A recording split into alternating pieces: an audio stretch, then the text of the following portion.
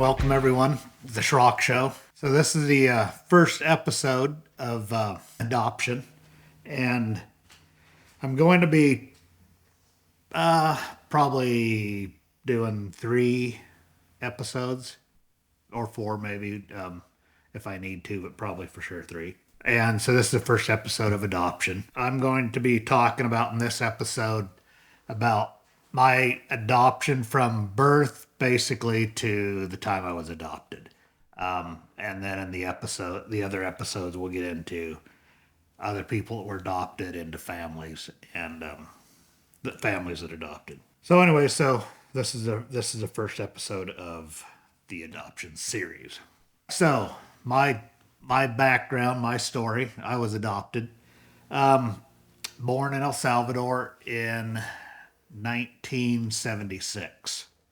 I was born right before the Civil War started down there. I think the Civil War started in 79, I believe, and went to 1992 or 3, something like that. So I was the youngest of 6 children. Like I said, it was right before the Civil War, and so they're really poor down there. A lot of people were poor. Not not much to eat. So when I was born, my mom and some of this, I guess maybe let me just back up a little bit. A lot of these details come from my oldest sister and my oldest brother, which they're still living. And so a lot of this is from them, and it's translated from Spanish to English. So there might be a little bit of context or translation that's kind of lost.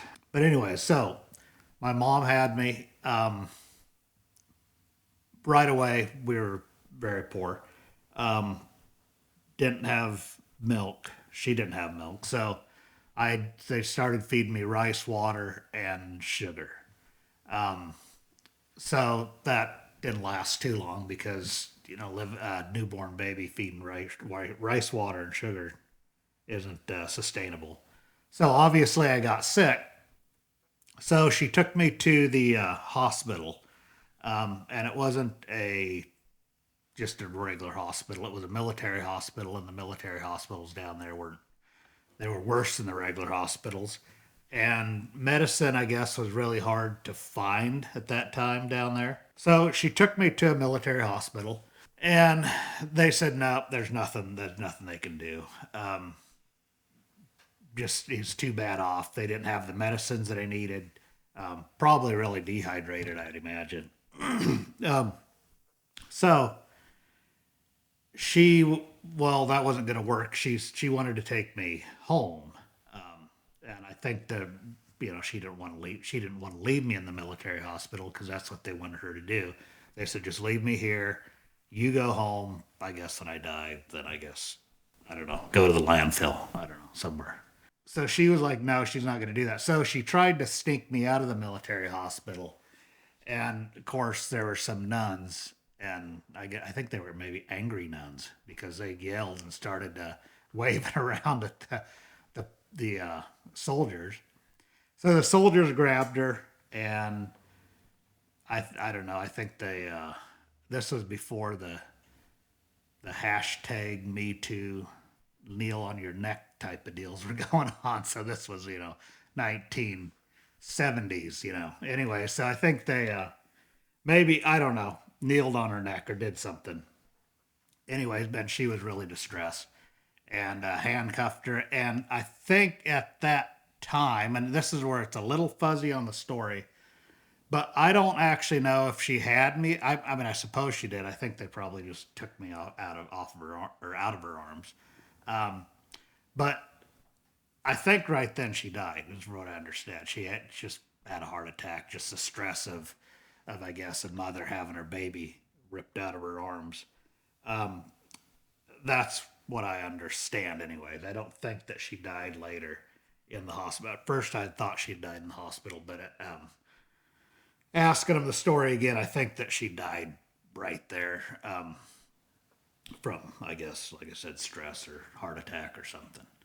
I don't know what all happened after that exactly. That the story's a little fuzzy right then. I I'm thinking, I don't think that they had a funeral for some reason. They were telling me that. I don't think they had a funeral for her, and I'm not even sure why. I think that, I mean, this was before the, maybe a couple years before the Civil War. So I think things were already chaotic then and in upheaval socially.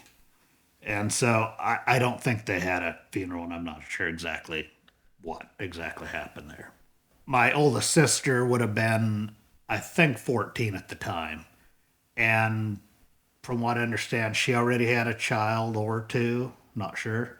And so she couldn't really take care of me. I mean, it was, and the other siblings obviously were too young.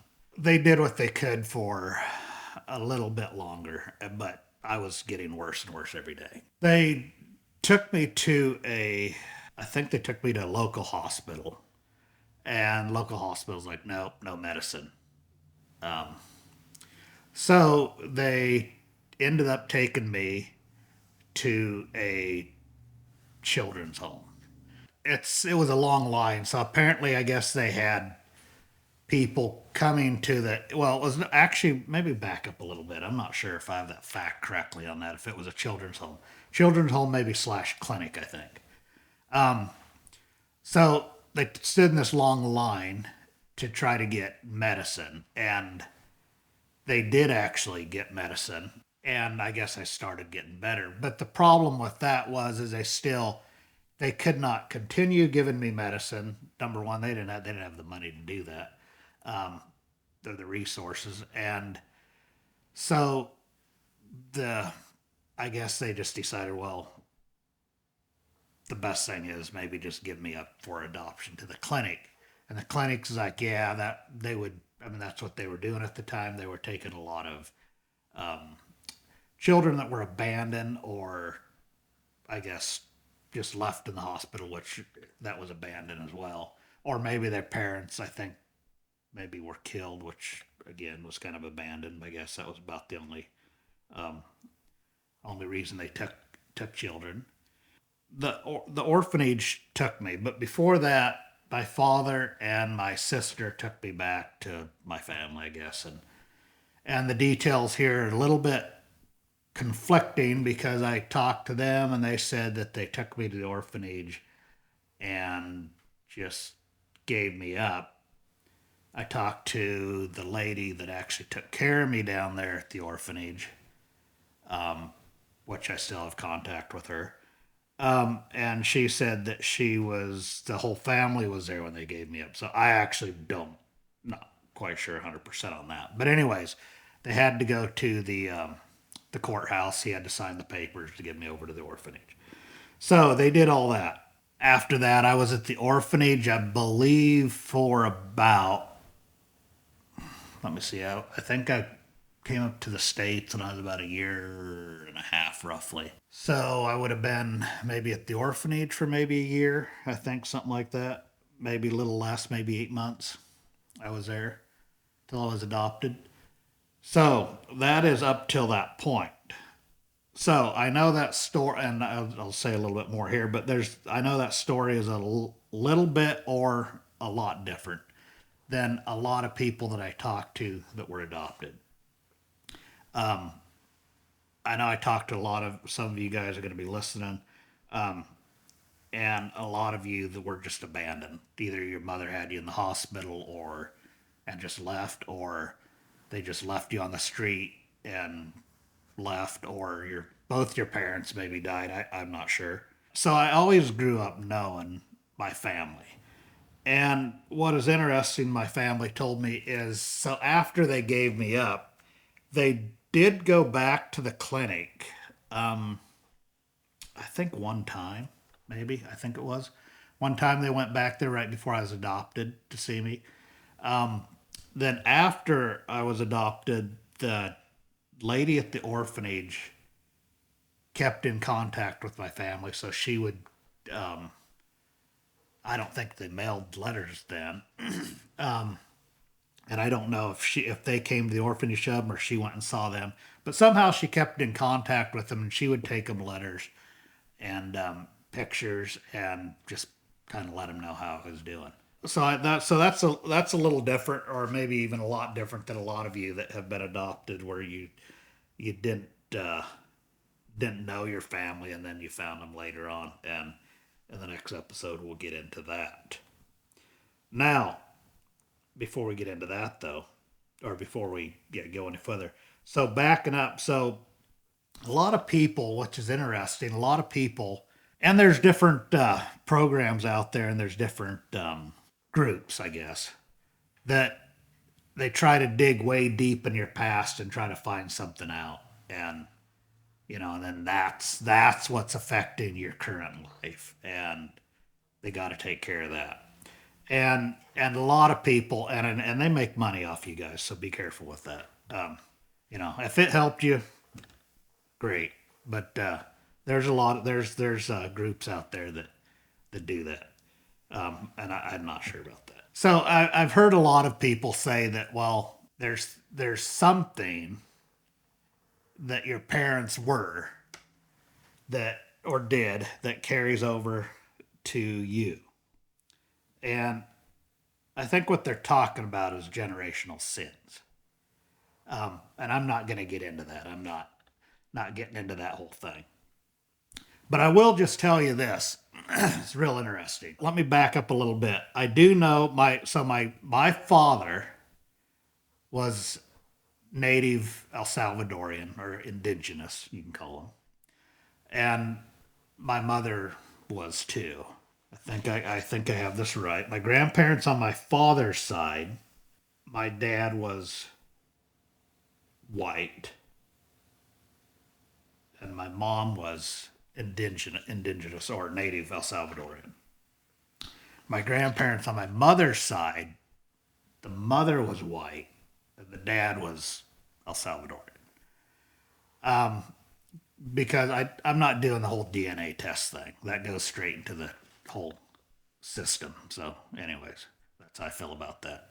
And besides that, I don't need to. I can just ask my siblings, and they're old enough. They know who the grandparents were and the history on that. So, my mother, on my mother's side, was from the relatives were from Spain. My father's side, grandparents, one of them was from India, which is interesting. And we get asked that a lot if we're from India, or I get asked to translate Arabic, which probably isn't a good idea to ask me to translate Arabic. Anyways, I think it's because of my beard, maybe. I don't know. They, um, anyways, so back to my mom. So my mom was the witchcraft, which was interesting. I didn't know this. They were telling me. So this would have been like right. I mean, she was into witchcraft, but especially when I was a little baby, she actually took me to a witch doctor to try to get healed, and did all kinds of potions and lotions and incense and all that kind of crazy stuff. So, one of you guys think that maybe that's my problem? Yeah, I mean, hey, go for it. I'm not paying you money though. But anyways, so I had no idea she was into witchcraft. Took me to a witch doctor. So after she died, they were scared to use the outhouse because at night the door would swing open and closed, bang, outside. And so supposedly, I'm not in. I don't know. I'm not into the whole witchcraft stuff or the demonic stuff. So, but I guess it does happen. They were terrified. They did not use the bathroom at night. They would only use it during the day. And just a lot of weird things happened around their little hut. So I just say all that because a lot of people are saying, well, there's something in your life, or there's something, and I know some of you had. Again, I'm not. If that's what you want to believe, if that's what you think, feel free. But I didn't know any of that stuff until I was, I don't know, late 30s. It never affected me at all in my life. No, no, I mean, I didn't know, and it didn't affect me. So just anyways, I just thought I would share that with you people that there are organizations. That's the word I wanted to use. There are organizations out there that will take your money to tell you there was something in your life that you didn't know and probably never was there. Anyways, but like I said, if it helps you, fine. So back to the adoption thing. So I was at the children's home, like I said, about 8 months, and the lady there that took care of me, I did a good job. I do not remember because I was adopted at about, like I said, almost 2 years old, and I don't remember anything. So when they brought me to the children's home, I couldn't even walk. I was almost a year would have been about. Well, no, I would have been. No, sorry about that. When they adopted me, I'd have been about a year and a half, a little over, like I said, and I couldn't walk. So if you guys have babies that can't walk at a year and a half, don't panic. And I had white hair. So, I mean, blondish white hair. And that was just from being malnutrition, just not enough food, starved. So I do know what it's like to starve. However, I don't remember. And I also do know what it's like to eat. And I do remember. I was malnutrition, couldn't walk at that uh, age in life. So the lady there took care of me and did a fantastic job, as far as I know. And I do keep in contact with her quite a bit. For this series, I did call and ask her some questions. She was kind of like second mom. First mom died, kind of like a second mom in a way. She still calls me her son. Then after that, then my parents, which are from the States, they had 4 children. And having children was kind of a struggle, I guess. And so they wanted more children. And so this orphanage that I was at was, how do I say it, was pretty big, I guess, in certain Christian denominations. And so they were part of one of those. And there were a lot of children from this orphanage that were adopted into those denominations. Anyway, so they came down there and got me in 79. They flew down there, picked me up, paid $5,000 for me. That's what adoptions were. I have a niece that was adopted. Oh, this is a while ago. This would have been, oh, let me see, 13 years ago, maybe. Maybe longer than that. And they paid, I think they paid like $30,000 for that adoption by the time they did and that was out of the country. By the time they did all the paperwork and all the studies and everything they had to do. But then we're talking $5,000 in 1979, which was quite a bit of money. One thing I will say about this orphanage, and I think that this probably doesn't even happen anymore. I'm not sure, but I'm about positive with all the human trafficking. I'm sure it does not happen. But from what I understand, is that orphanage had no screening process. Anybody from the states, you paid the money, you could take a child home. I mean, it was instant children. You pay, you get. It was as simple as that. You go down there, you pick one out you like, and you take it home. That was really a bad idea. Like I said, it was. I'm not exactly sure the organization that was running that, but it was a bad idea. The reason is because there was a lot of children that came from that home that did not end up in good families. And in the next episode, we'll get into that.